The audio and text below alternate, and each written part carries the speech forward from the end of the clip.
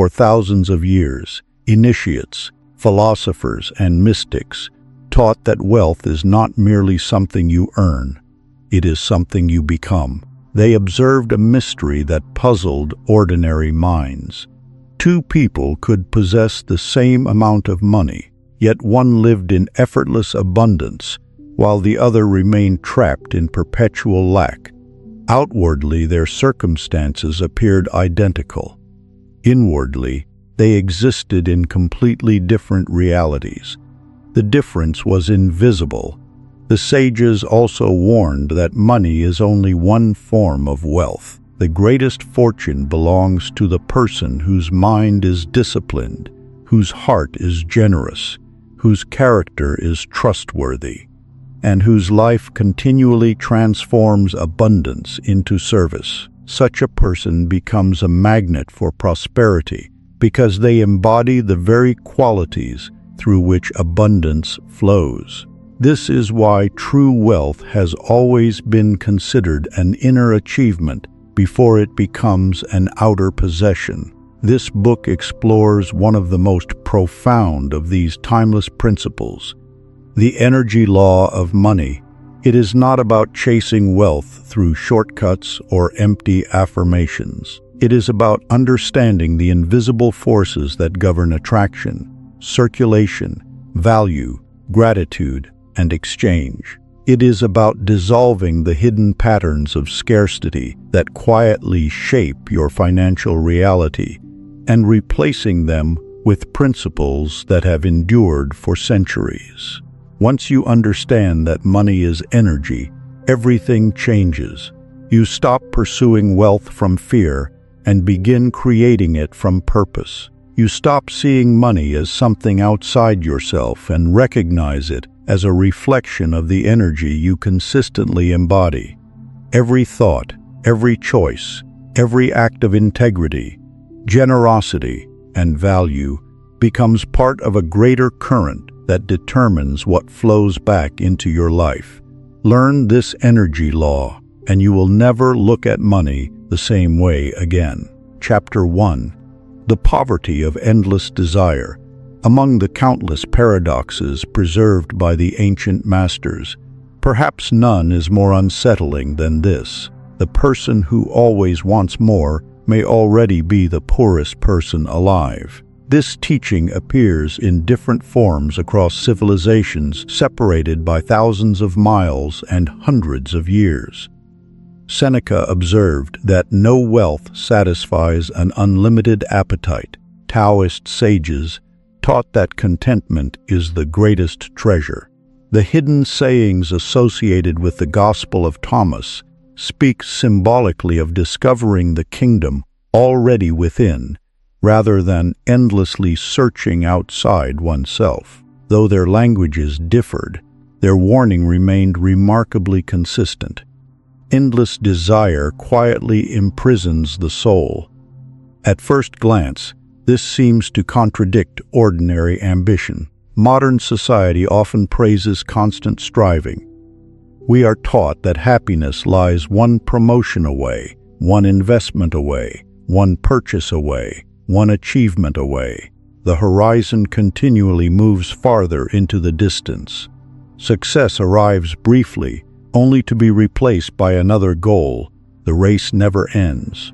Ancient philosophers recognized this pattern long before psychologists described what is now called the hedonic treadmill, the tendency for people to adapt quickly to improved circumstances and soon begin wanting even more. The external reward changes. The restless mind does not. Seneca, though himself a wealthy Roman statesman, warned repeatedly that wealth without inner freedom creates only refined forms of slavery. A person may own magnificent estates while remaining terrified of losing them.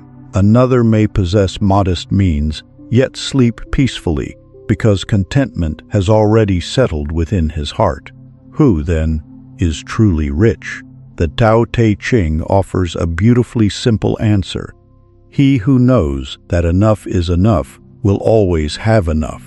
This does not encourage laziness or resignation. Taoist wisdom never condemns honest work or meaningful achievement. Instead, it questions the spirit from which action arises.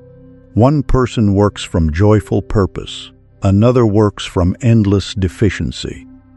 Outwardly, their efforts appear identical. Inwardly, they inhabit different worlds.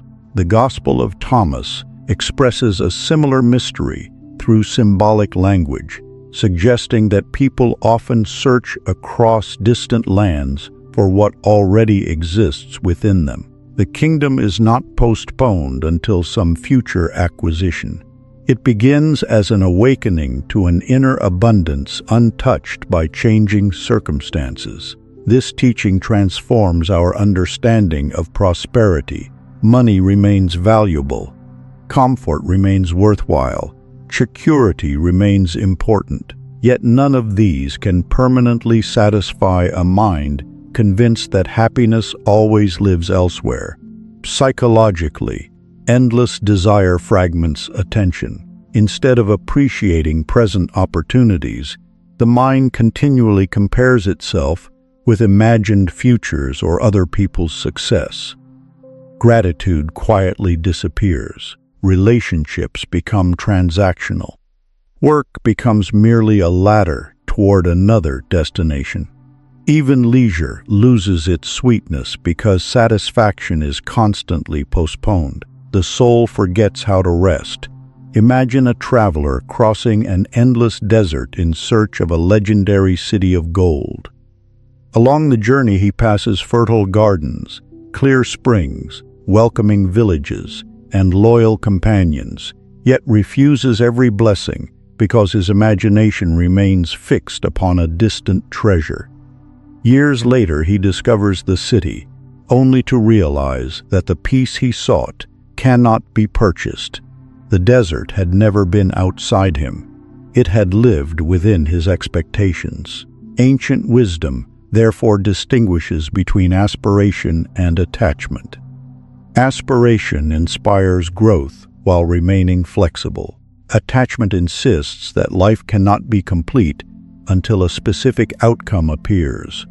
One expands the spirit, the other contracts it. This distinction explains why some wealthy individuals remain perpetually anxious, while others of modest means radiate quiet fulfillment. Their bank accounts may differ greatly. Their relationship with desire differs even more. True simplicity does not demand owning little. It means needing little in order to remain inwardly free. From this freedom, paradoxically, wise action becomes easier. Decisions are no longer driven by panic, envy, or desperation. Generosity becomes possible because abundance is no longer measured solely by possessions. Creativity flourishes because fear of failure loses much of its control.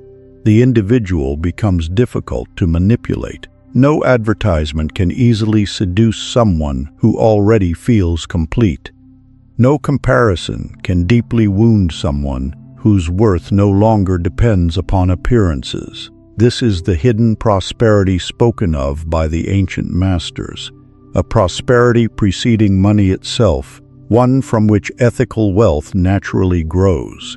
Ancient tradition tells of Diogenes, the Greek cynic philosopher, who lived with astonishing simplicity. When Alexander the Great, then the most powerful ruler in the known world, visited him and generously offered to grant any request, those nearby expected Diogenes to ask for riches, influence, or protection. Instead, the old philosopher looked calmly at the emperor and said only, "Please step aside, you are blocking my sunlight." Alexander, amazed by such freedom, reportedly remarked that if he were not Alexander, he would wish to be Diogenes. In that quiet encounter, two forms of wealth stood face to face. One ruled nations, the other ruled himself. The ancient masters would say that only one of them possessed a treasure no circumstance could ever take away. Chapter 2. the forgotten law of abundance. According to the Corpus Hermeticum, all creation proceeds from the divine mind, and everything visible is an expression of invisible principles. If the universe itself is alive with motion, vibration, and intelligence, then money is not merely an object to possess. It is one of countless forms through which human energy flows. This idea can seem strange to modern ears, yet its wisdom becomes clearer with reflection. Every coin earned, every harvest gathered, every home built, and every invention created represents hours of thought, labor, imagination, sacrifice, and cooperation. Money is therefore condensed human effort. It is stored creative energy exchanged between people who serve one another in different ways. A baker exchanges nourishment for currency. A physician exchanges years of study for trust and healing. A craftsman exchanges patience and skill for usefulness. Behind every transaction lies an invisible exchange of life itself. Hermes Trismegistus taught that what is seen always reflects something unseen. If money represents stored energy, then the question is no longer simply, how do I acquire more? A deeper question emerges. What kind of energy am I bringing into the world? Do my thoughts create value or confusion? Do my actions contribute or merely consume? Do I approach work with gratitude or resentment? Ancient Hermetic philosophy quietly insists that prosperity begins long before wealth becomes visible. The Kabbalion expresses this through the principle of correspondence, as within, so without. This does not suggest that positive thinking magically produces riches overnight. Rather, it points toward a subtler truth. A mind governed by discipline tends to make wiser financial choices. A generous spirit often builds stronger relationships. A calm person sees opportunities hidden beneath panic. Over years, these inner qualities shape outward circumstances. The invisible gradually becomes visible. Modern psychology unknowingly echoes this ancient observation. When people constantly dwell on scarcity, their attention narrows. Every expense feels threatening. Every opportunity appears risky. Fear consumes imagination. Decisions become reactive rather than creative. Scarcity becomes not merely an economic condition, but a psychological environment. The Hermetic initiate sought freedom from this invisible prison. He understood that energy naturally seeks movement. Rivers remain fresh because they flow. Blood preserves life because it circulates. Even the stars move in silent rhythms across the heavens. Stagnation invites decay. The same principle applies to prosperity. Wealth that serves no purpose gradually loses its meaning. Resources locked away through fear often produce anxiety instead of security. By contrast, wealth invested wisely, shared responsibly, or used to create value continues moving through society like water nourishing fertile ground. This is why ancient wisdom consistently praised stewardship above possession. Gold itself possessed no moral character. Its value depended entirely upon the consciousness directing it. In wise hands it built cities, libraries, temples, and hospitals. In fearful hands it produced greed, conflict, and endless dissatisfaction. The object remained identical. Only the consciousness changed. Consider a simple example from ordinary life. Two merchants begin with equal resources. One hoards every coin, suspicious of customers and terrified of loss. The other invests carefully in quality, treats workers fairly, and earns trust over many years. Though both possess the same starting capital, one creates expanding relationships, while the other creates isolation. Eventually, their fortunes separate, not because fate favored one above the other, but because the quality of their inner energy shaped the quality of their outward decisions. Money follows patterns long before it follows people. The Hermetic masters also warned against confusing wealth with identity. Possessions come and go according to circumstances, seasons, and history. Kingdoms rise before eventually falling. Markets flourish before correcting themselves. The individual who defines himself entirely through external wealth lives upon unstable ground. But the one who cultivates wisdom, creativity, discipline, generosity, and resilience carries within himself the invisible source from which wealth can continually be recreated. This is why true prosperity can survive temporary loss. External fortune may disappear. Inner capacity remains. The greatest entrepreneurs, builders, inventors, and visionaries throughout history often rebuilt their lives after devastating setbacks because the real source of their wealth was never stored in vaults. It lived within habits of mind, courage, imagination, and disciplined action. The Hermetic path therefore invites us to ask not, "How much money do I have?" but rather, "What kind of creator am I becoming?" When this question changes, financial decisions change naturally. Consumption gives way to contribution. Desperation gives way to purpose. Wealth becomes less about proving worth and more about expanding service. The ancient initiate gradually discovered that abundance was not an event.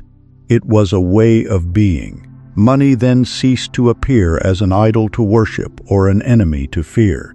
It became a tool, powerful, useful, yet always secondary to the consciousness directing it. For where value, service, and awakened awareness meet, prosperity quietly follows. Chapter 3. The frequency of prosperity. There is an ancient Hermetic teaching that has fascinated seekers for centuries, yet is often misunderstood in the modern world. It is the principle of vibration, preserved in the Kybalion, which declares that nothing truly rests. Everything moves, everything vibrates. Mountains that appear motionless are alive with invisible activity. The stars travel silently across immeasurable distances. Even the human heart beats with rhythms that sustain life. Beneath every visible form lies constant movement. The Hermetic initiates believed this principle also applied to the unseen world of thoughts, emotions, intentions, and consciousness. They did not suggest that emotions magically summon piles of gold from nowhere. Instead, they observed something far subtler and more practical. The quality of a person's inner state quietly influences the quality of that person's perception, decisions, relationships, and actions. Over time, those choices shape outward prosperity. The ancient masters therefore asked an unusual question whenever someone sought wealth. Not, "How much money do you possess?" but, "What continually occupies your inner atmosphere?" Two people may face identical opportunities while seeing entirely different realities. One notices possibilities because confidence keeps the mind open. The other notices only danger because fear has narrowed perception. Their circumstances appear the same. Their inner vibration is not. Modern psychology unknowingly echoes this ancient observation. Emotional states influence attention. A grateful mind notices resources already available. An anxious mind notices only threats. A hopeful person explores creative solutions. A desperate person clings to immediate survival. Long before the first coin changes hands, the inner world begins shaping the outer one. The Hermetic initiate understood this without laboratories or scientific instruments. Through careful observation, he discovered that consciousness colors experience much like tinted glass colors sunlight. The world itself remains unchanged. Yet perception changes everything. This is why gratitude occupied such a sacred place within ancient wisdom traditions. Gratitude was never merely polite behavior.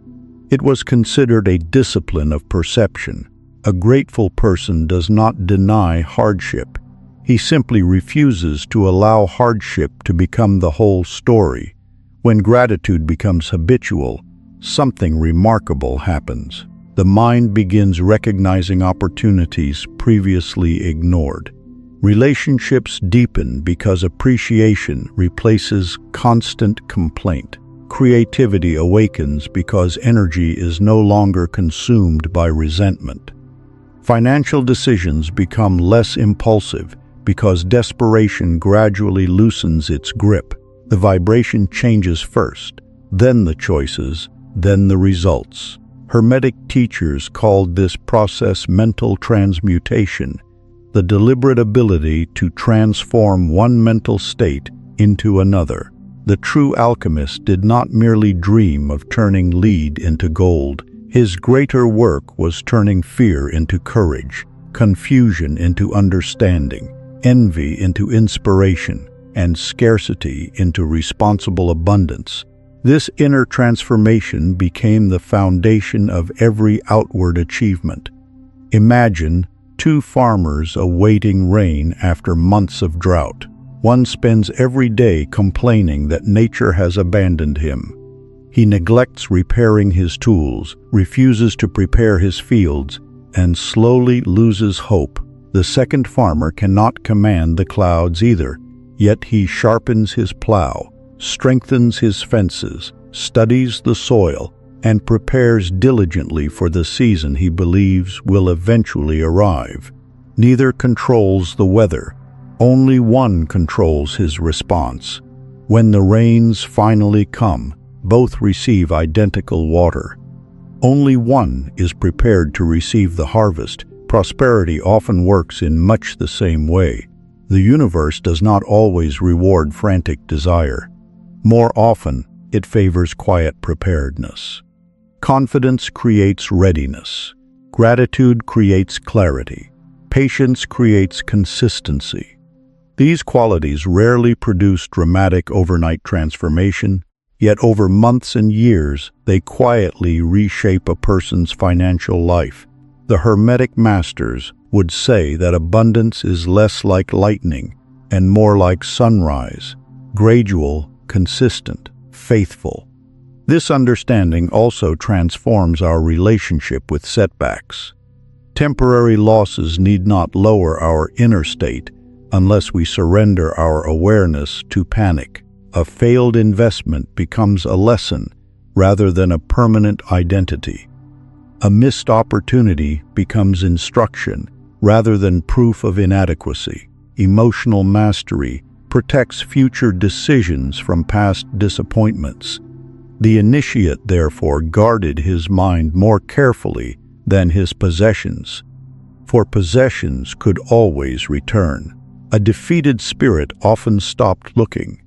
Daily alignment became his hidden practice.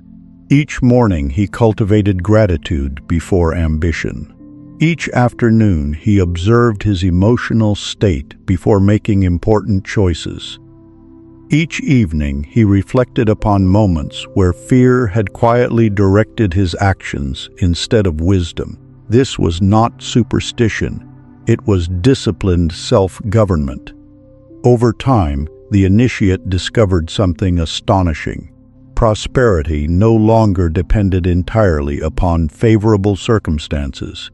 It increasingly reflected the quality of his own consciousness, not because thought alone creates wealth, but because consciousness continually shapes the decisions through which wealth is built.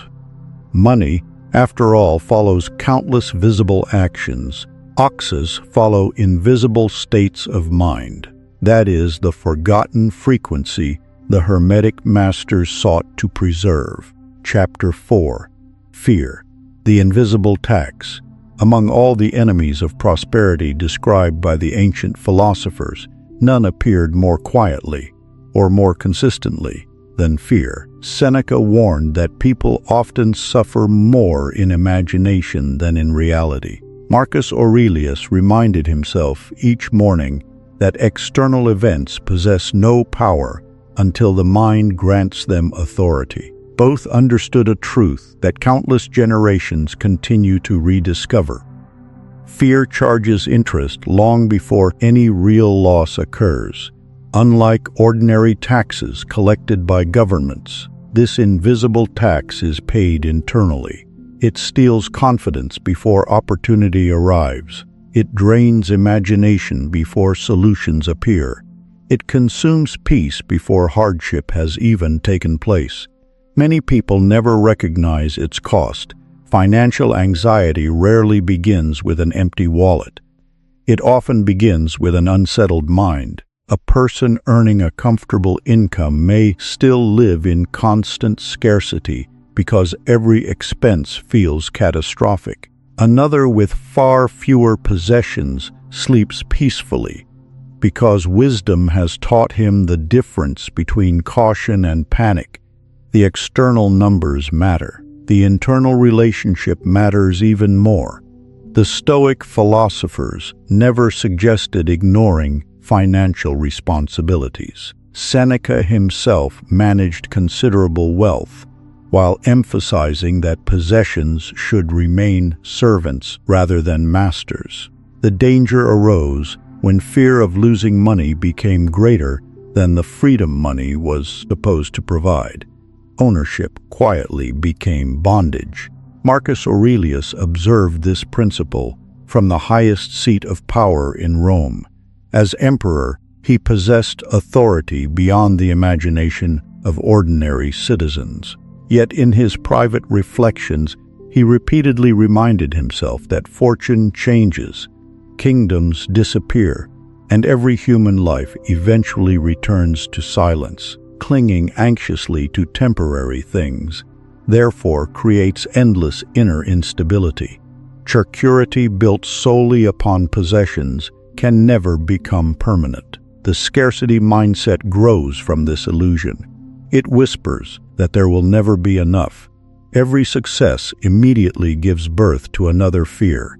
Save more, earn more, protect more, compare more. Even abundance begins feeling fragile because the mind never learns contentment.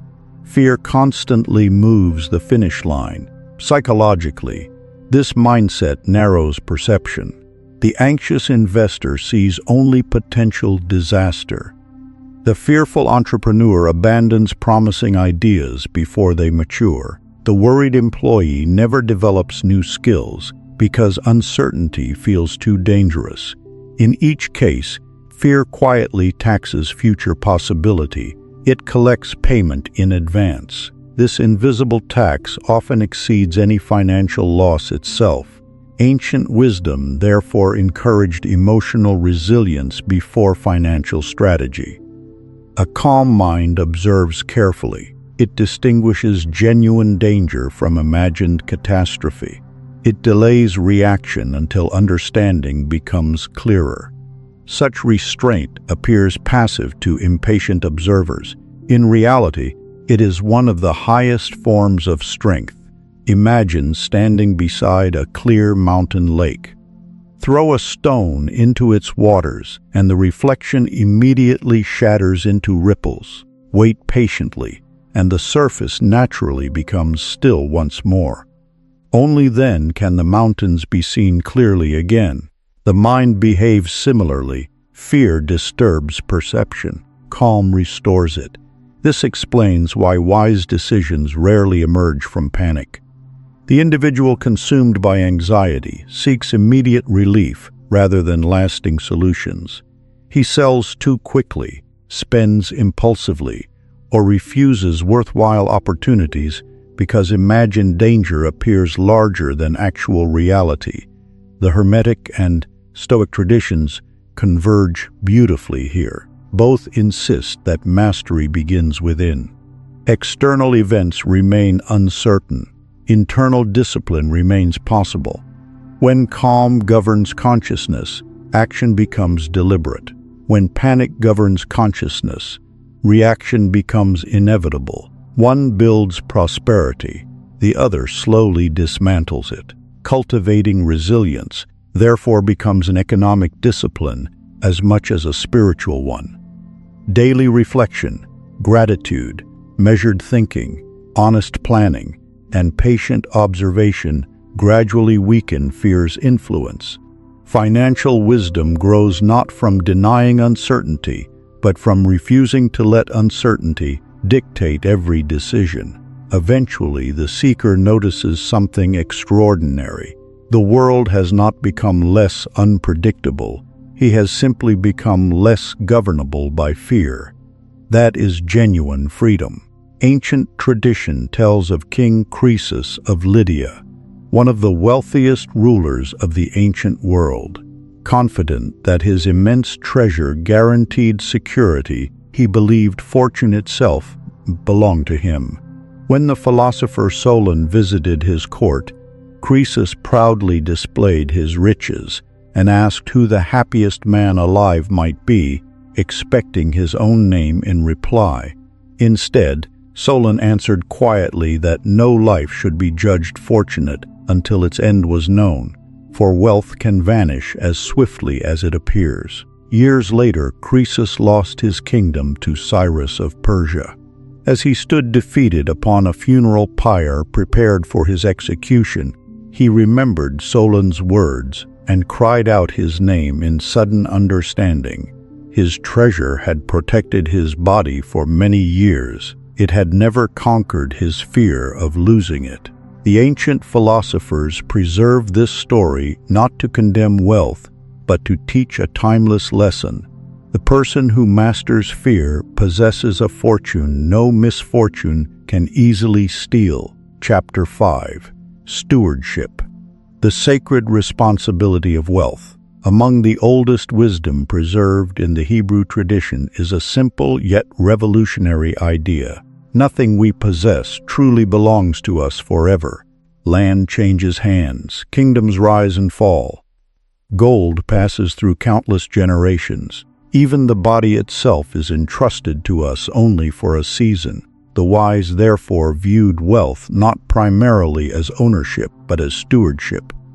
A sacred responsibility to manage wisely what has been placed in one's care. This single shift in perspective transforms the entire meaning of prosperity. The person who believes himself to be the absolute owner often asks, "How much can I keep?" The steward asks a different question. "How faithfully can I use what has been entrusted to me?" One mindset creates anxiety, for every loss feels like an attack upon identity. The other creates responsibility, for resources become opportunities rather than trophies. The book of Proverbs repeatedly connects wisdom with lasting prosperity. It rarely glorifies sudden riches or reckless ambition. Instead, it praises diligence, honesty, restraint, patience, and prudent planning. Prosperity is portrayed not merely as a reward, but as the natural harvest of disciplined living. Like a tree growing season after season, lasting abundance develops through faithful care rather than dramatic shortcuts. Ancient Hebrew wisdom understood something modern society often forgets: character compounds. Just as money earns interest when wisely invested, virtues such as integrity, reliability, and generosity quietly multiply over years. Trust grows, relationships deepen, opportunities appear. A reputation built patiently becomes more valuable than treasures accumulated quickly. This principle finds one of its most memorable expressions in the parable of the talents.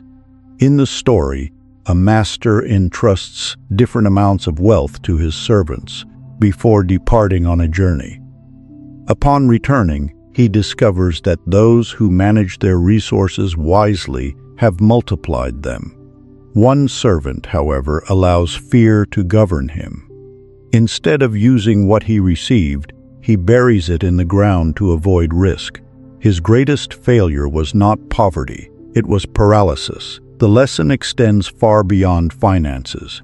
Every human being receives certain gifts: time, abilities, opportunities, relationships, knowledge, creativity, and resources. These are not given merely for preservation. They are entrusted for cultivation. Wealth grows where responsibility replaces passivity. The Hermetic tradition harmonizes beautifully with this idea. If money represents circulating energy, then stewardship determines whether that energy expands life or stagnates within fear. Water locked forever behind a dam eventually grows stagnant. Water flowing through rivers nourishes forests, villages, and fields before returning again through the endless cycle of nature. Prosperity behaves similarly. Energy seeks circulation. This does not mean reckless spending or careless generosity. Ancient wisdom never praises wastefulness. Rather, it encourages intentional movement, investing wisely, supporting meaningful work, creating opportunities for others, and allowing resources to fulfill their purpose instead of merely satisfying insecurity. Generational thinking naturally follows. The steward understands that his decisions echo beyond his own lifetime. Every act of financial wisdom plants seeds whose harvest may appear years later. Parents teach children habits more valuable than inheritance. Honest businesses strengthen entire communities. Wise investments educate future generations. A single disciplined life quietly shapes countless unseen lives. The truly wealthy, therefore, think in decades rather than days. This long vision requires patience. Modern culture often celebrates immediate gratification, yet ancient teachers consistently emphasize delayed reward. The farmer who consumes every seed today enjoys one meal but sacrifices future harvests. The wise steward preserves part of today's abundance so tomorrow may flourish. Prosperity becomes an unfolding story rather than a momentary event. Ethical wealth also rests upon justice. Proverbs repeatedly warns against dishonest gain, exploitation, and greed disguised as success.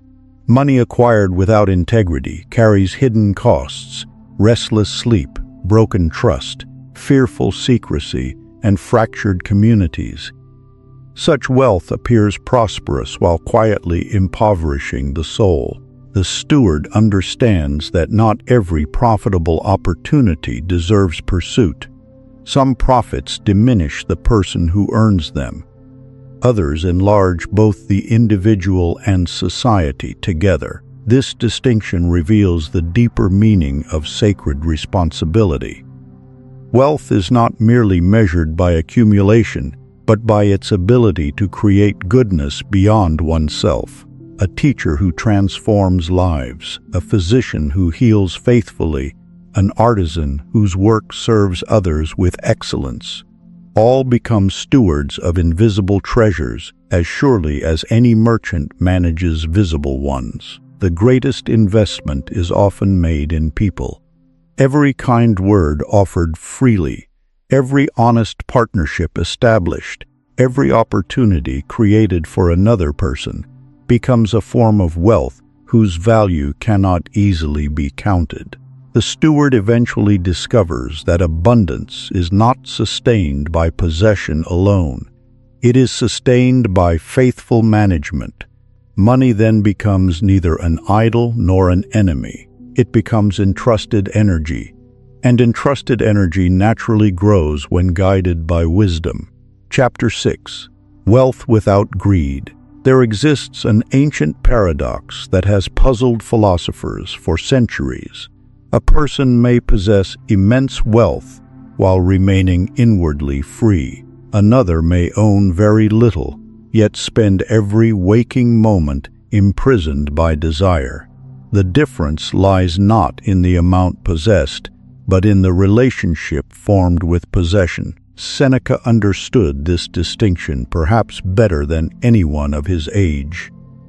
Though he accumulated considerable wealth as a Roman statesman, he repeatedly reminded his students that riches themselves were neither good nor evil. Wealth became dangerous only when it mastered the person who possessed it. The truly free individual could enjoy abundance without depending upon it for identity or peace. This was not hypocrisy, it was discipline. The Stoics distinguished between using possessions wisely and becoming emotionally enslaved by them. Gold could purchase comfort, education, shelter, and generosity. It could not purchase tranquility. Peace belonged to another kingdom altogether. Marcus Aurelius carried this understanding into the burdens of imperial rule. Surrounded by unimaginable luxury, he continually reminded himself that every palace would eventually become ruins. Every treasure would pass into other hands, and every emperor would return to dust. Such reflections did not encourage despair. They restored proportion. Temporary things should be appreciated. They should never become ultimate. The Taoist sages express this same wisdom with remarkable simplicity. The Tao Te Ching teaches that endless accumulation often creates endless anxiety. The more tightly a person clings to possessions, the more fearful he becomes of losing them. Like someone attempting to imprison flowing water within closed fists, grasping too tightly ultimately defeats its own purpose. Rilke creates freedom. This does not advocate abandoning responsibility or rejecting prosperity. Taoism celebrates harmony rather than excess. It asks us to move with life's natural rhythms, instead of constantly struggling against them. Wealth gained honestly and used wisely becomes part of this harmony. Wealth pursued solely from insatiable craving gradually destroys it. Psychologically, greed grows from an illusion. It whispers that one more achievement, one more investment, one more purchase will finally produce lasting satisfaction. Yet every fulfilled desire soon gives birth to another. The horizon continually retreats. Life becomes an endless chase toward a destination that never arrives. The soul grows exhausted. Contentment interrupts this cycle. Contentment does not mean abandoning ambition. It means refusing to allow ambition to become one's master. An artist may continue perfecting his craft while remaining grateful for today's progress. A merchant may expand his business while remembering that success exists to serve life, not replace it. A family may pursue financial stability without sacrificing relationships upon the altar of endless acquisition. Ethical abundance emerges from this balance. The individual works diligently. He saves responsibly. He invests thoughtfully. He gives generously. Yet beneath every action remains a quiet freedom. His peace survives both gain and loss because its deepest roots extend beyond possessions. Imagine a traveler crossing a mountain path carrying a heavy chest of gold. At first, the treasure feels exhilarating. As the climb grows steeper, however, every step becomes more difficult. Exhaustion replaces excitement. Eventually, he realizes that the weight he once celebrated now prevents him from reaching the summit. Nearby, another traveler carries only essential provisions. He walks steadily, enjoys the changing landscape, and reaches the peak with strength remaining. The lesson is not that gold is evil. The lesson is that unnecessary burdens quietly steal freedom. The ancient philosophers constantly invited their students to ask difficult questions. Do I own this possession, or does this possession quietly own me? Does my work express purpose, or merely feed endless comparison? Have I gained wealth while losing simplicity? These questions remain remarkably relevant. Modern civilization offers comforts unimaginable to earlier generations, yet anxiety concerning money often continues to grow. The problem is rarely material alone. It is spiritual, psychological, and philosophical. Without inner order, outer abundance cannot satisfy the restless heart. The Stoics therefore practiced voluntary simplicity from time to time, reminding themselves that happiness remained possible even without luxury. Taoist sages sought stillness in nature, rediscovering richness beyond commerce. Both traditions taught that freedom increases whenever dependence decreases. The truly prosperous person therefore enjoys wealth without worshiping it, uses money without fearing it, shares generously without boasting, builds faithfully without clinging. He possesses abundance. Abundance does not possess him. That is ethical prosperity. That is lasting freedom. Ancient tradition tells that King Solomon, renowned for both wisdom and immense wealth, welcomed the Queen of Sheba to his court.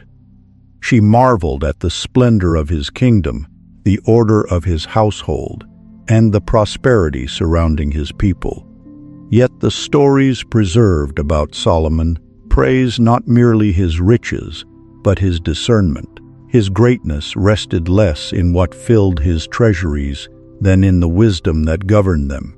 Later generations remembered a sobering truth. As Solomon gradually allowed luxury, excess, and divided loyalties to cloud his judgment, even extraordinary prosperity could not shield him from decline. The chroniclers preserved this story as a timeless warning. Gold can strengthen wisdom. It cannot replace it. For wealth guided by character becomes a blessing across generations, but wealth governed by greed eventually becomes another form of poverty. Chapter 7. Wealth and Self-Identity. Long before a coin reaches your hand, a quiet conversation has already taken place within your mind. It is a conversation so familiar that most people never notice it. It speaks in ordinary sentences, repeated over decades. Money never stays with me. People like me never become wealthy. I'll always struggle. There is never enough. Eventually, these words no longer sound like opinions. They begin to feel like identity. The ancient initiates understood that human beings rarely live according to what they merely believe. They live according to who they believe they are. This is why every authentic mystery school began not by teaching students how to acquire wealth, but by asking them a far deeper question: who do you believe yourself to be? For if a man secretly identifies himself with scarcity, he will unconsciously recreate scarcity even after periods of abundance. If he believes prosperity belongs only to others, every opportunity will feel temporary, every success accidental, and every setback permanent.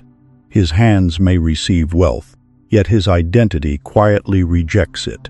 Ancient wisdom always distinguished between circumstance and self.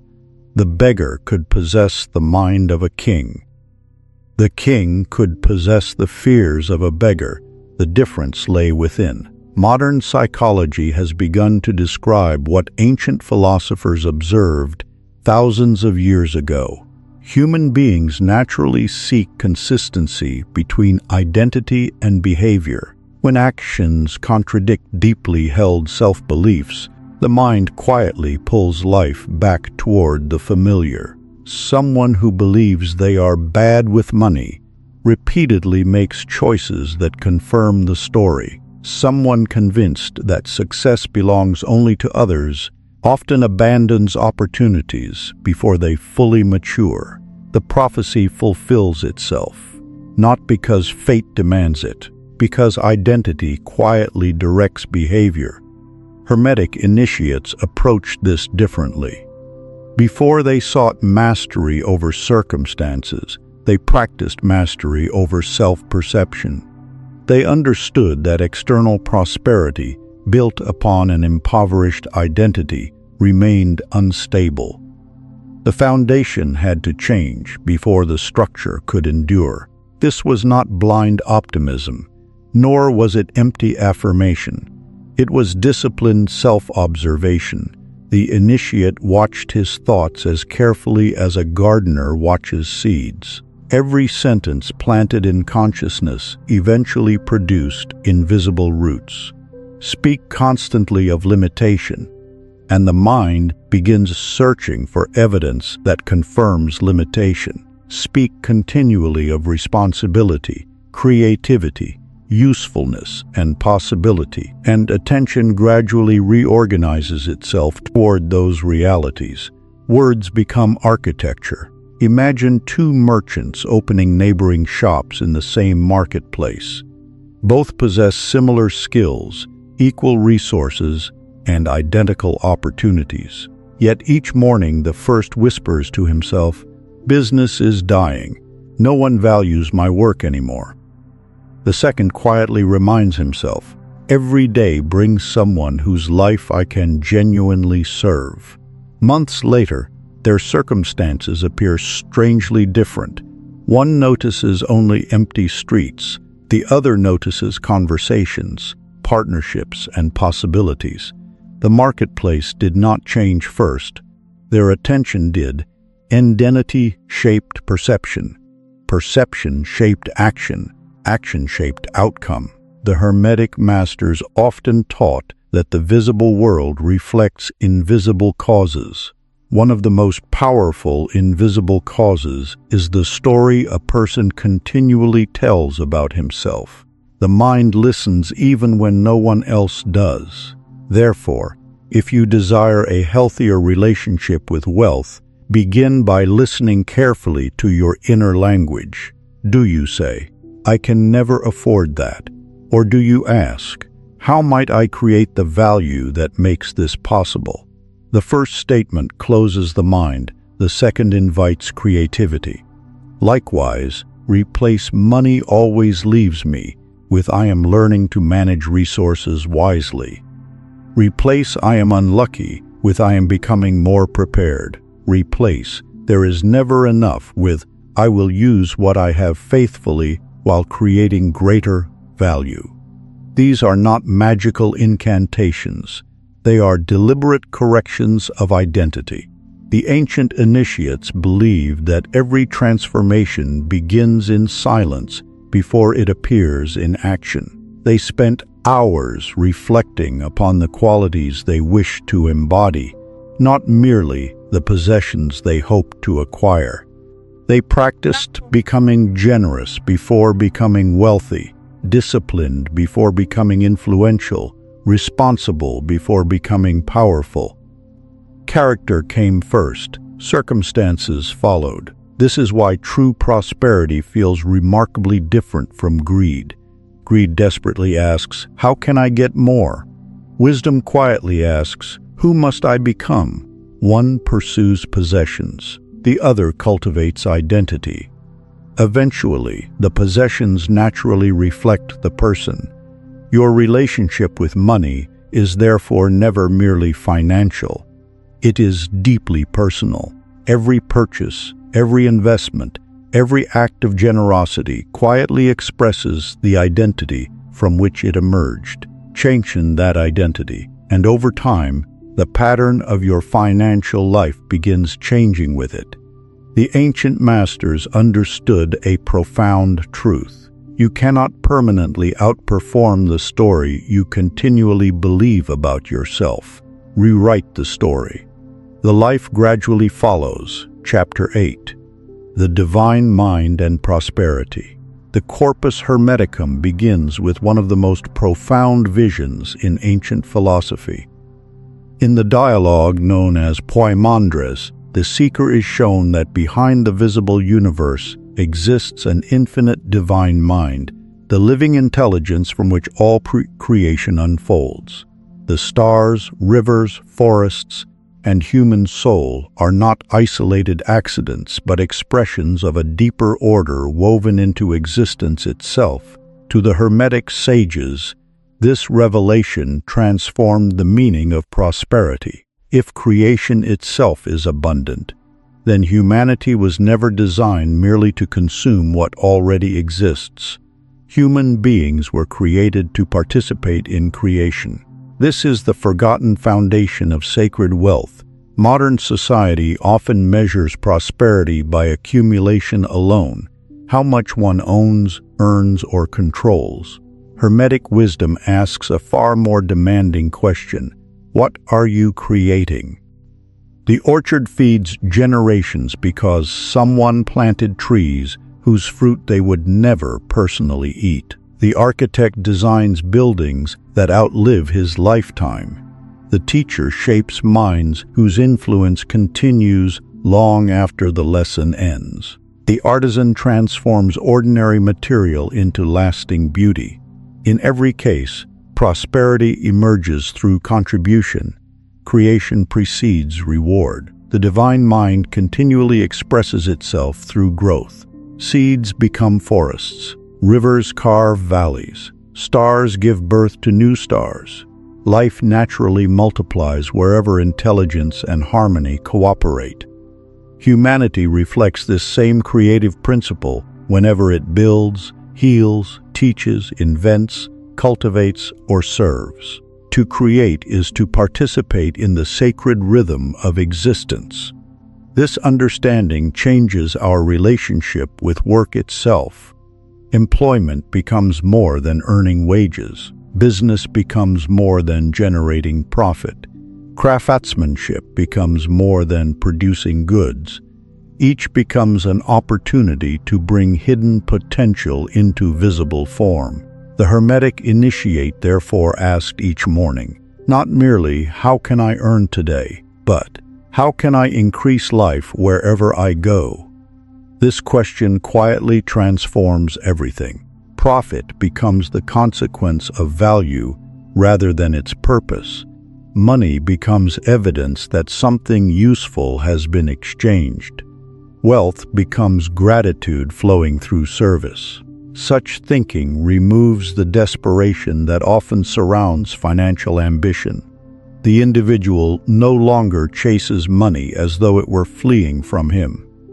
Instead, he concentrates upon creating wisdom, solving problems, improving lives, and serving faithfully. Stores naturally follow usefulness. The tree does not struggle to persuade others to gather its fruit. It simply fulfills its nature. The same principle appears throughout creation. The sun gives light, the river gives water, the earth gives harvest. Each fulfills its purpose without anxiety. The Hermetic initiate sought to imitate this quiet generosity. He understood that prosperity flows most freely where contribution becomes habitual. This does not mean every effort receives immediate reward. Nature itself teaches patience. Seeds disappear beneath dark soil long before green shoots appear above the surface. Hidden growth always precedes visible harvest. So too with meaningful work. Many of life's greatest contributions remain unseen for years. A parent's guidance, a mentor's encouragement, a craftsman's discipline, an author's ideas. Their true value often reveals itself only across time. The divine mind works through process rather than haste. Allegend, therefore, becomes more important than urgency. When purpose governs action, financial success becomes sustainable because it rests upon genuine usefulness. When profit alone governs action, shortcuts become tempting, integrity weakens, and prosperity gradually loses its foundation. Purpose steadies ambition. Integrity preserves abundance. The Hermetic masters never separated spiritual life from practical life. They saw commerce, relationships, learning, and daily labor as opportunities to express divine intelligence through ordinary actions. Every honest exchange became sacred because both people left enriched. One received value, the other received provision. Both participated in creation. Imagine a potter working quietly in an ancient village. Every vessel he shapes carries water for families, stores grain through winter, or prepares meals that nourish children.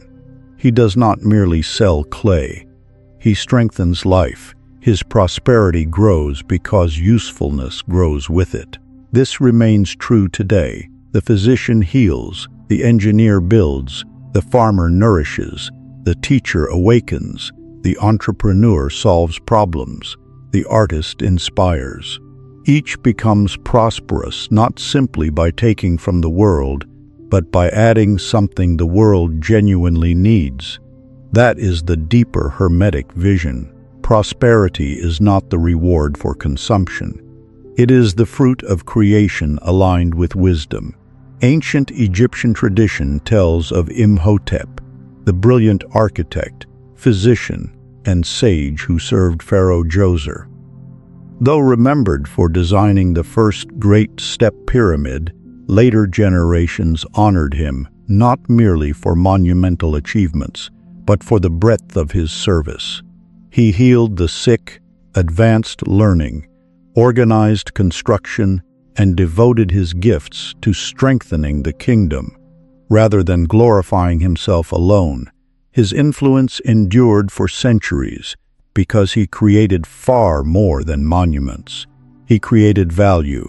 The ancient scribes preserved his memory as a reminder that the highest prosperity belongs to those who become channels of wisdom rather than collectors of possessions. For the divine mind does not ask first how much you own. It asks what you have brought into the world that did not exist before you arrived. Chapter 9. Gratitude multiplies what attention sees. A traveler once crossed the same valley every morning on his way to market. Each day he complained about the rough stones beneath his feet, the changing weather, and the long distance ahead.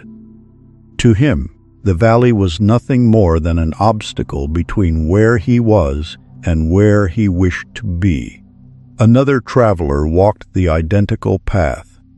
He noticed fresh springs hidden among the rocks, medicinal herbs growing beside the trail, birds announcing the changing seasons, and neighbors who became lifelong friends through their daily conversations. The valley had not changed. Only the eyes that observed it had. Ancient wisdom has long suggested that gratitude is not merely an emotion. It is a way of seeing.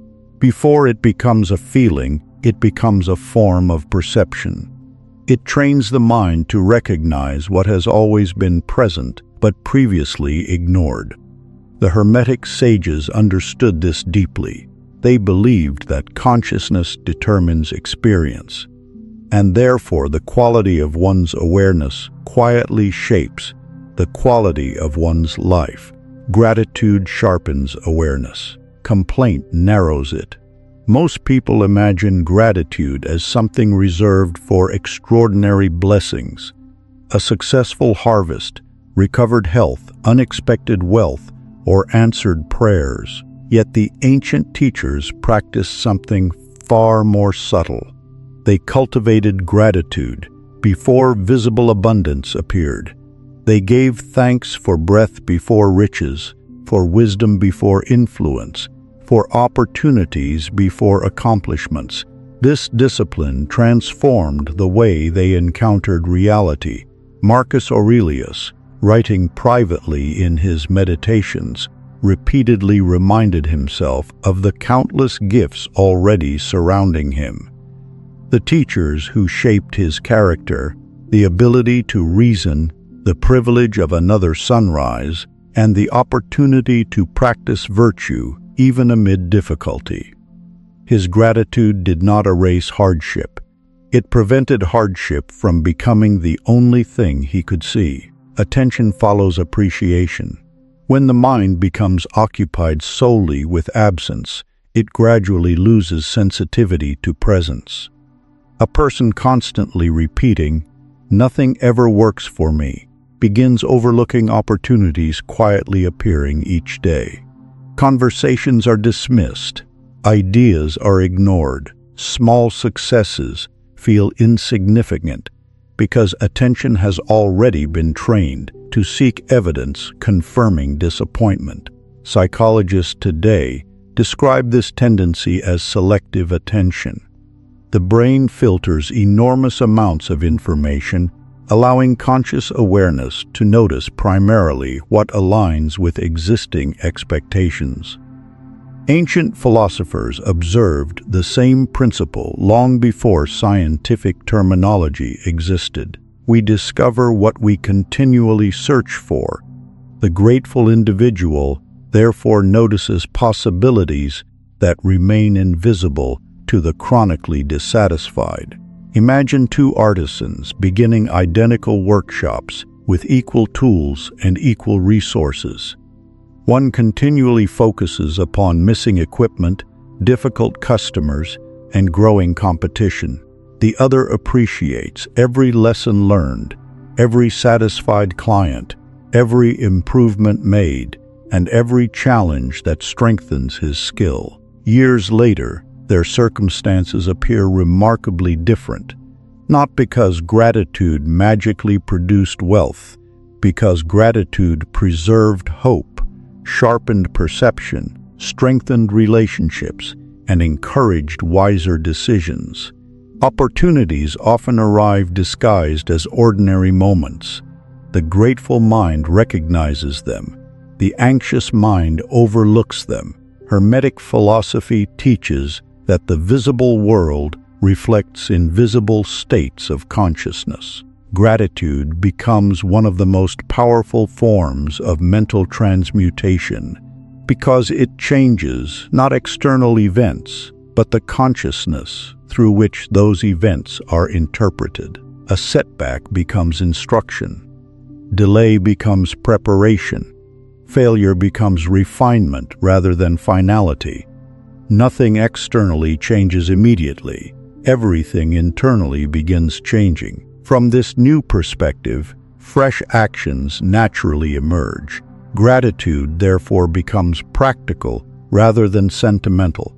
It influences financial decisions by reducing panic. It strengthens relationships through appreciation instead of entitlement. It encourages generosity because abundance no longer feels impossibly distant. Most importantly, it restores creative thinking. Fear asks, "What if everything disappears?" Gratitude quietly asks, "What can I build from what I already possess?" The difference is profound. One contracts, the other expands. Ancient teachers often insisted that the universe continually offers possibilities hidden within present circumstances. Gratitude develops the eyesight necessary to recognize them. A seed appears insignificant until someone understands forests. A conversation seems ordinary until it becomes a lifelong partnership.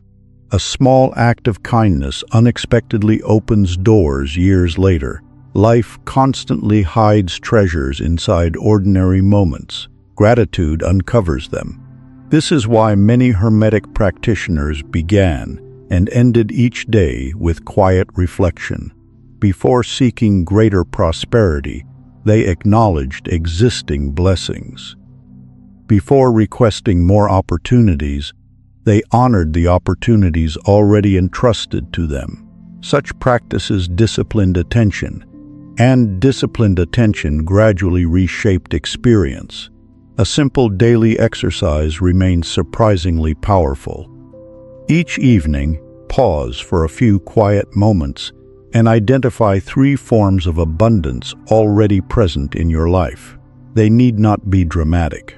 A meaningful conversation, a lesson learned through difficulty, food upon the table, health sufficient for another day's work, an opportunity to begin again tomorrow. The purpose is not forced optimism. It is accurate perception, for abundance rarely begins with acquisition. It begins with awareness. Gratitude does not create opportunities from nothing. It reveals possibilities that impatience failed to notice. That is why the ancient masters considered gratitude one of the highest forms of wisdom. Not because it changes the world overnight, because it changes the eyes that see it. Chapter 10. Character. The greatest currency.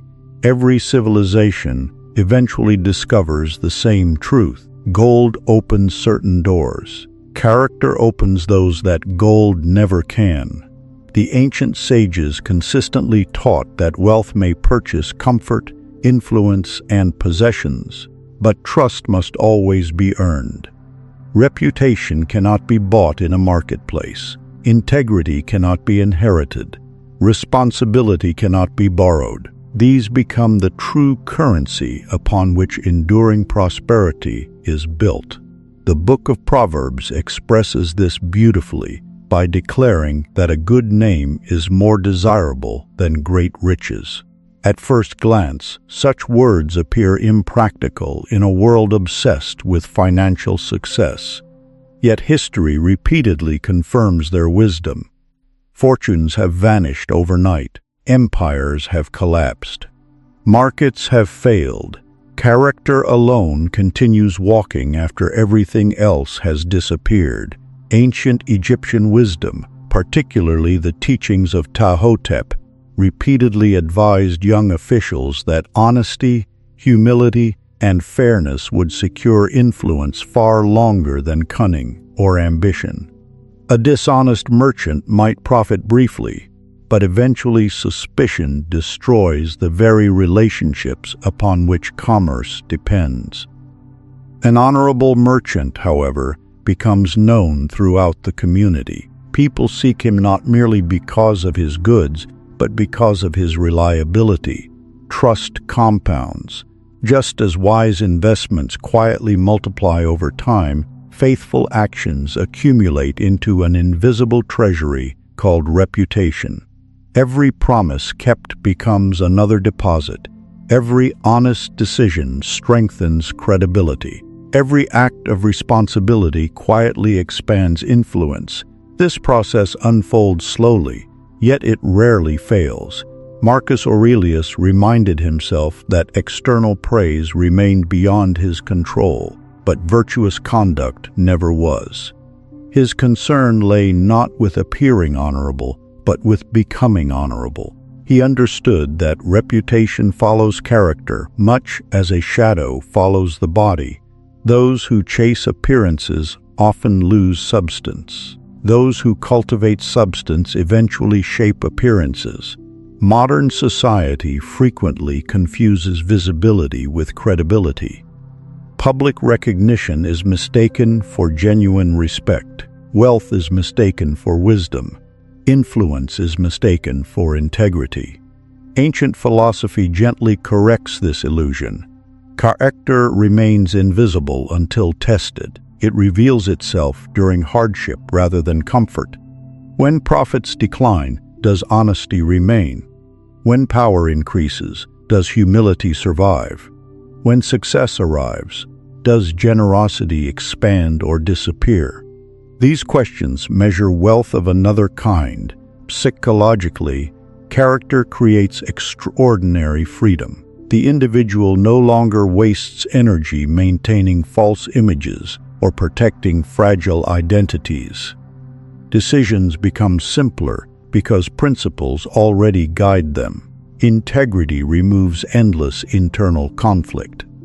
The truthful person remembers less because nothing requires concealment. The responsible person sleeps peacefully because promises have been honored. The generous person fears abundance less because wealth has become a tool rather than an idol. This inner stability quietly attracts opportunities impossible to purchase. Business partnerships emerge where trust exists. Friendships deepen where honesty prevails. leadership naturally follows reliability.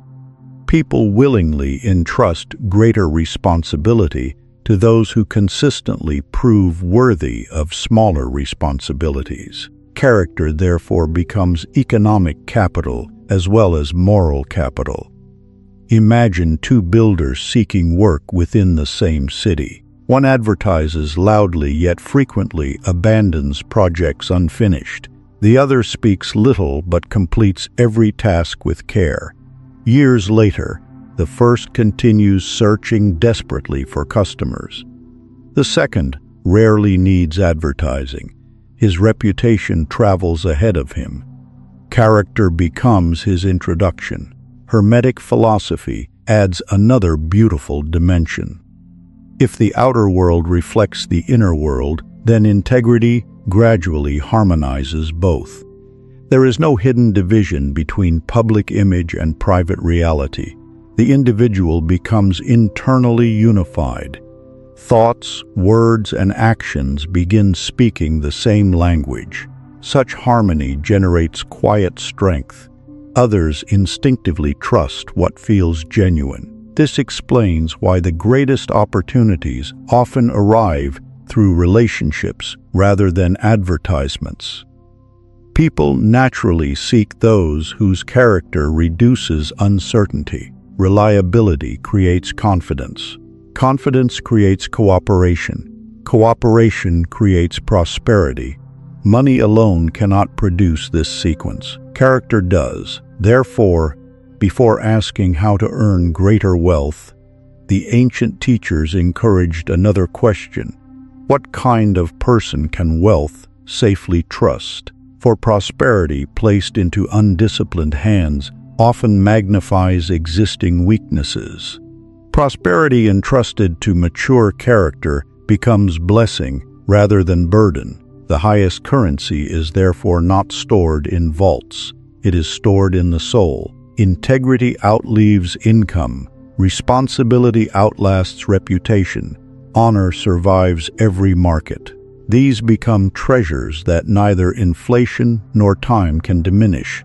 Ancient Egyptian tradition tells of Ptahhotep, the wise vizier who served under Pharaoh during Egypt's Old Kingdom. Near the end of his life, he composed instructions for younger generations, urging them to value humility, honesty, patience, and fairness above clever ambition. He observed that a person's reputation quietly precedes them wherever they travel, opening doors long before they speak. Many officials gained temporary power through manipulation.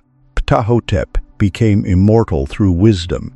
His wealth was not merely measured in land or treasure, but in the trust that endured long after his lifetime. His legacy reminds us that fortunes may pass from hand to hand, but character remains the one inheritance capable of enriching every generation that follows. Chapter 11. Prosperity through service. There is an ancient law that quietly governs every thriving civilization, every enduring business, every respected leader, and every meaningful life. It is astonishingly simple. The one who serves best is eventually entrusted with the most. This principle appears again and again throughout the world's wisdom traditions. The Proverbs praise diligence that benefits others. The gospel teachings repeatedly elevate the servant above the ruler who seeks only power. Hermetic philosophy speaks of participating consciously in the creative intelligence of the universe, rather than merely consuming its gifts.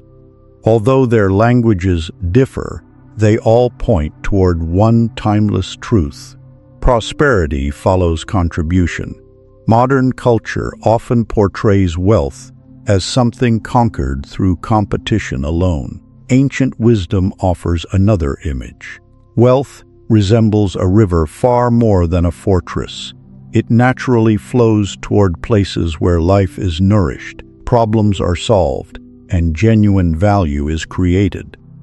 Just as rivers seek the lowest valleys to sustain entire civilizations, prosperity quietly seeks those whose work genuinely improves the lives of others. Money, therefore, becomes less mysterious. It becomes gratitude made visible. Every honest exchange represents one person saying, "Your work has made my life better." Whether someone teaches children, repairs homes, heals the sick, grows food, designs tools, or writes books, money becomes the visible symbol of invisible usefulness. The Hermetic masters understood this deeply. Creation itself operates through contribution. The sun gives warmth without demanding applause. Trees offer fruit whose seeds produce future forests. Rivers nourish fields they never personally harvest. Nature prospers because every part serves the whole, while simultaneously fulfilling its own purpose. Human flourishing follows the same rhythm. The individual who constantly asks, "How much can I take?" eventually encounters limits. The one who sincerely asks, "How much value can I create?" discovers possibilities without end. This shift changes the psychology of wealth. Scarcity constantly measures what is missing. Dorfeus continually discovers what is needed. The first becomes trapped by comparison. The second becomes inspired by creativity. Imagine a young craftsman entering an ancient marketplace.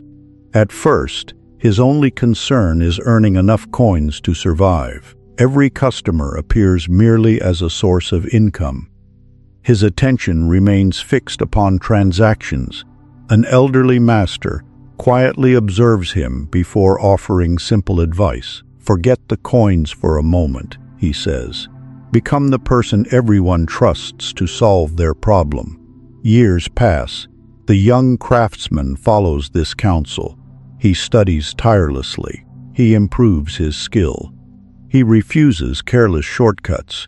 He treats each customer with patience, whether the payment is large or small. Something unexpected happens. People begin traveling from distant villages to seek him specifically. They recommend him to family and friends. His workshop expands. Apprentices gather around him. Prosperity arrives not because he chased money more aggressively than others, but because he became increasingly valuable. Value attracted wealth. This principle extends far beyond commerce. A teacher who awakens curiosity contributes more than information. A physician restores more than health. A parent offers more than provision. A leader creates more than organization. Each enlarges life itself. Money naturally gravitates toward those who enlarge life, because society willingly exchanges resources for genuine improvement. The gospel traditions beautifully express this through the language of stewardship and faithful service. Greatness is measured not by domination, but by usefulness. The servant who multiplies what has been entrusted to him receives greater responsibility. Leadership emerges from reliability rather than self-promotion. This ancient insight remains profoundly practical. Instead of asking, "How can I become wealthier?" ask first, "What problem can I solve better? What skill can I deepen? Whose burden can I lighten?" These questions immediately redirect attention away from scarcity toward contribution. Psychologically, something remarkable occurs when service becomes the central motivation. Anxiety begins losing its grip. Obsessive comparison weakens. Creativity awakens because the mind becomes fascinated with possibilities rather than limitations. Fear asks, "What if there is not enough?" Service quietly asks, "How can I become more useful today?" The second question generates energy. The first consumes it. Hermetic philosophy describes humanity as a participant in divine mind. Every act of authentic creation reflects this participation. When an individual develops a new idea, improves an old process, encourages another person, or transforms confusion into clarity, he cooperates with the creative intelligence underlying existence itself. Prosperity then becomes sacred, not because money itself is holy, because honest service reflects divine creativity. Leadership naturally grows from this understanding. Ancient kings were repeatedly warned that authority existed for stewardship rather than privilege. Wise rulers strengthened their people before enriching themselves. Prosperous kingdoms emerged where justice, wisdom, and mutual flourishing replaced exploitation. This lesson remains unchanged. The finest leaders still ask, "How can everyone grow together?" rather than, "How much can I gain alone?" Mutual flourishing becomes the highest expression of wealth. When customers prosper, businesses endure. When communities flourish, families thrive. When knowledge is shared, wisdom multiplies. When generosity circulates, abundance expands. Prosperity is therefore not a private achievement. It is a shared harvest. Money becomes the echo of meaningful contribution, and contribution begins with one simple decision: Fev first. The rewards eventually follow. Chapter 12. The 7 Hermetic Wealth Laws. The Hermetic masters never intended their teachings to become abstract philosophy, discussed only in temples or hidden manuscripts. They offered living principles, laws meant to shape daily conduct, financial decisions, relationships, habits, and character.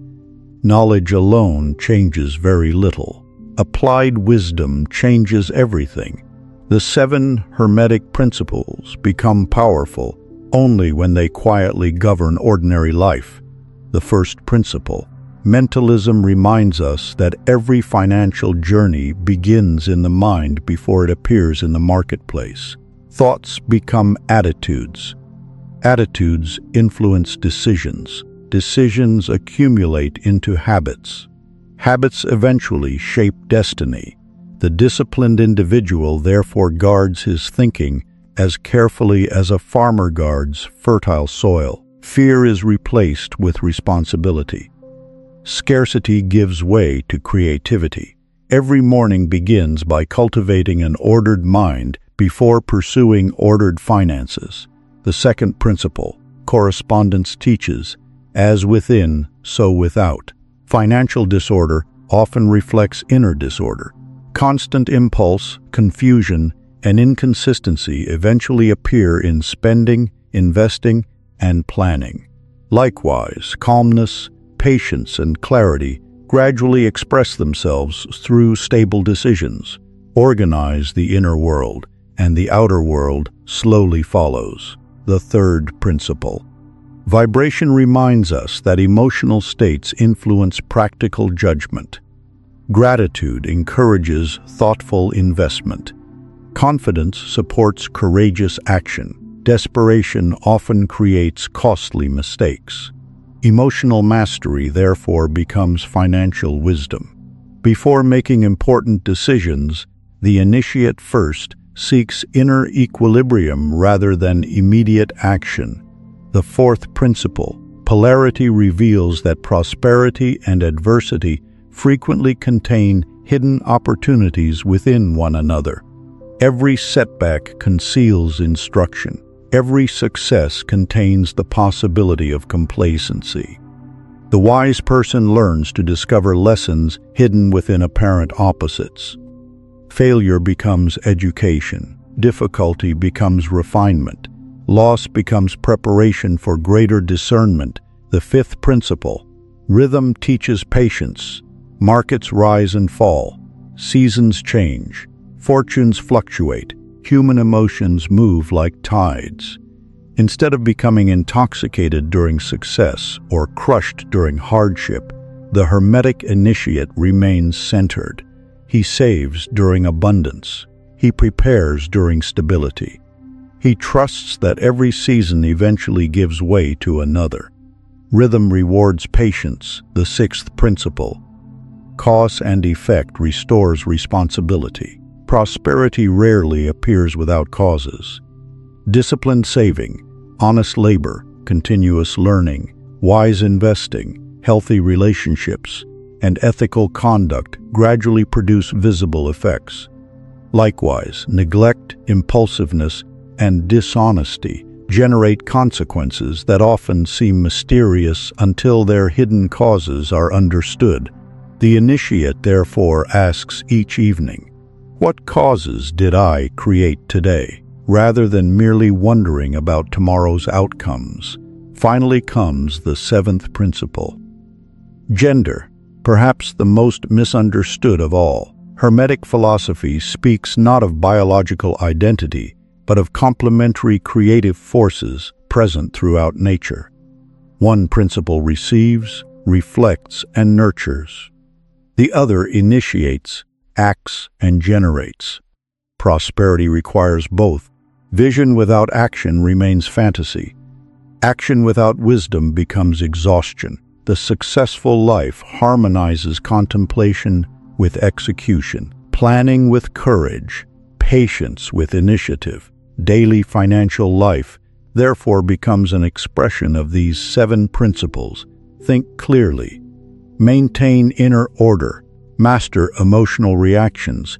Find opportunity within difficulty. Honor life seasons. Take responsibility for causes. Balance vision with disciplined action. None of these produce instant riches. They produce something infinitely more valuable, the kind of character capable of sustaining prosperity over an entire lifetime. This is why the Hermetic Masters placed such extraordinary emphasis upon daily practice. Small repeated actions eventually outweigh dramatic moments. A single wise financial decision matters. Thousands of wise decisions transform generations. Save consistently, learn continually, give generously, work excellently, reflect honestly, improve patiently. Over years, these quiet disciplines become invisible architecture supporting visible abundance. The Hermetic initiate eventually discovers that wealth is never merely measured by bank accounts. It is measured by clarity replacing confusion, freedom replacing fear, generosity replacing greed, and wisdom replacing impulse. Money becomes one expression of a far greater prosperity, the prosperity of a disciplined soul. Ancient tradition tells of Hermes Trismegistus, who was said to gather students not by promising hidden treasures, but by teaching them the laws through which every treasure must be wisely governed. Many arrived seeking secret formulas for wealth. Instead, they were first instructed in silence, self-mastery, truthful speech, patient observation, and disciplined thinking. Only after years of inner refinement were they entrusted with greater teachings. The lesson was unmistakable. The greatest secret was never hidden inside gold. It was hidden inside the one who learned to govern himself before attempting to govern fortune. For the Hermetic Masters understood what every generation eventually rediscovers. The principles never fail. Only our consistency in living them does. Chapter 13, The Greatest Fortune. There is an ancient story of a king who possessed more gold than any ruler before him. His palaces glittered with precious stones. His armies stretched beyond the horizon. Merchants crossed deserts simply to trade within his kingdom. Yet, each evening, despite unimaginable abundance, sleep abandoned him. He feared losing what he had gathered. Every stranger seemed a possible thief. Every neighboring kingdom appeared a future enemy. Every rumor sounded like the beginning of disaster. Across the same land lived an elderly gardener whose home contained little beyond simple tools, worn clothing, and a small orchard. He welcomed every sunrise with gratitude, shared fruit with travelers, laughed freely with children, and rested peacefully each night. When both men died, the people remembered something remarkable. The king left vaults, the gardener left peace. Ancient wisdom repeatedly asks a question modern civilization often forgets. Who was truly wealthy? Most people spend their lives measuring fortune by accumulation. They count houses, investments, possessions, titles, and influence. Yet the oldest wisdom traditions measured wealth differently. They looked first at the condition of the soul. Can you remain peaceful when circumstances change? Can you remain generous while becoming prosperous? Can you enjoy abundance without becoming enslaved by it? Can you lose possessions without losing yourself? These questions reveal a deeper treasury. The Hermetic masters believed that outer prosperity could become either a blessing or a burden, depending upon the consciousness that governed it. Wealth magnifies whatever already exists within a person. If greed rules the heart, greater wealth often enlarges greed. If fear dominates the mind, greater possessions often produce greater anxiety. But if wisdom governs the soul, prosperity becomes an instrument through which life blesses many others. This is why the greatest fortune is never found inside a vault. It is cultivated within consciousness. The ancient Hebrew sages spoke of stewardship rather than ownership. Everything entrusted to human hands carried responsibility alongside privilege. Land, influence, knowledge, relationships, and wealth were temporary gifts meant to be managed wisely rather than possessed absolutely. Nothing truly belonged to us forever. We merely became caretakers for a little while. This perspective quietly dissolves much of humanity's fear. When wealth becomes stewardship instead of identity, generosity becomes easier. Gratitude deepens, competition softens, success no longer requires another person's failure. Prosperity transforms into shared flourishing. The Hermetic teachings express this beautifully through the law of correspondence. As the inner world becomes ordered, peaceful, disciplined, and generous, the outer world increasingly reflects those qualities. Wealth then ceases to be an isolated financial event. It becomes an extension of character. This understanding also changes the meaning of legacy. Many people hope to leave large inheritances. The ancient teachers hoped first to leave noble examples. Money spent disappears. Character demonstrated continues teaching generations yet unborn. A father who models integrity leaves invisible riches, impossible to calculate. A mother who practices generosity plants seeds that blossom long after her lifetime. A teacher who awakens curiosity influences countless lives never personally encountered. These become forms of wealth that compound across centuries. Meaning, therefore, becomes the final measure of prosperity. A life filled with possessions yet empty of purpose quietly impoverishes itself. A modest life devoted to wisdom, service, gratitude, and faithful stewardship often becomes unimaginably rich. The paradox has existed since antiquity. The more tightly we clutch wealth, the more anxious we become. The more wisely we use wealth, the freer we become. Gratitude completes this journey, not because gratitude magically produces fortune, but because it reveals the abundance already woven throughout existence. Every friendship becomes treasure. Every lesson becomes investment. Every sunrise becomes evidence that life continues offering opportunities to grow. The grateful heart discovers riches hidden inside ordinary days. That is why the ancient initiates ended their evenings not by counting coins, but by examining consciousness.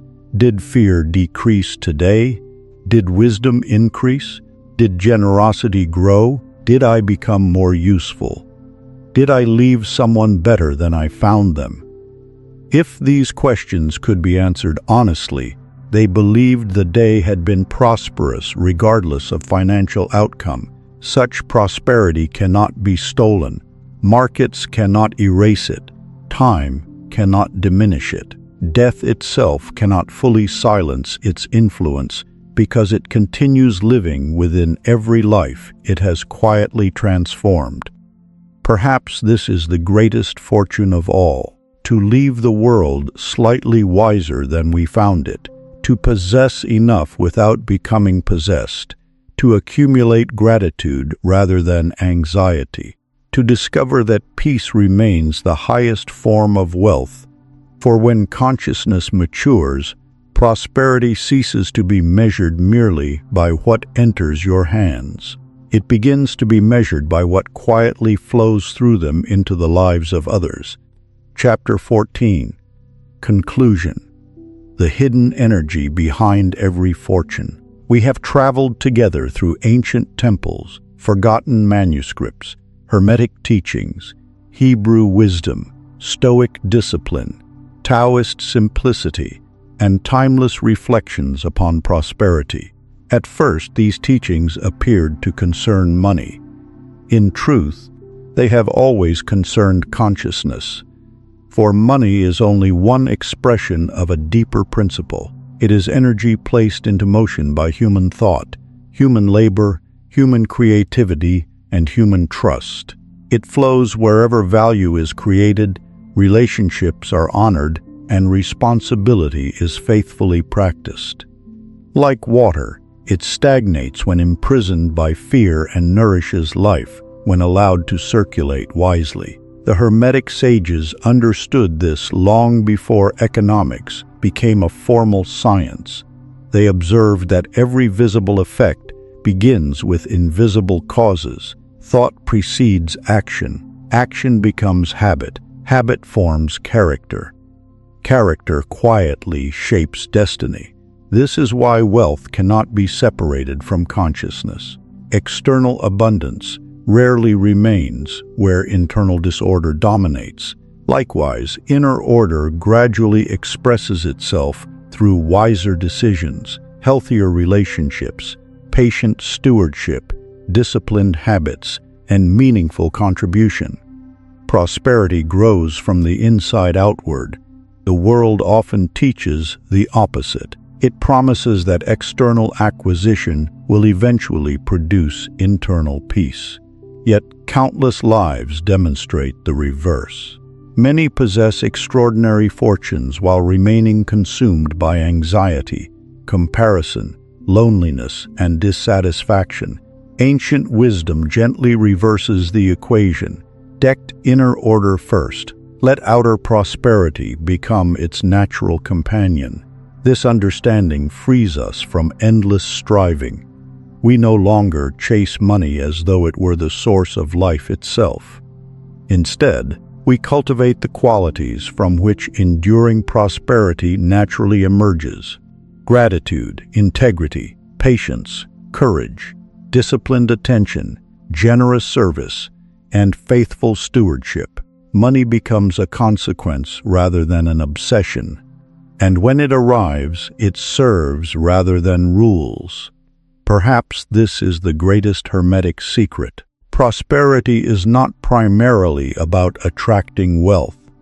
It is about becoming the kind of person through whom wealth can safely flow, the individual who governs his thoughts before his finances, his emotions before his investments, and his character before his reputation, gradually discovers that abundance feels remarkably different from accumulation. One fills storage rooms, the other fills life with meaning. The journey, therefore, does not end with this final chapter. It begins, for every sunrise invites another opportunity to practice these principles. Every conversation becomes an opportunity to create value. Every challenge becomes another lesson in mental transmutation. Every financial decision becomes another expression of consciousness. The ancient masters would remind us that wisdom never asks for perfection, only faithful practice. Small disciplines repeated daily eventually transform entire lifetimes. Observe your thoughts, guard your attention, it generously, steward wisely, remain grateful, live deliberately. The visible harvest will arrive in its proper season. Yet beyond even these teachings lies another mystery. The Hermetic tradition quietly whispers, if money follows attention, if consciousness shapes action, if inner order transforms outer experience, then perhaps attention itself possesses hidden laws few people have ever truly understood. Ancient initiates believed that where attention consistently rests, energy gradually gathers, and where energy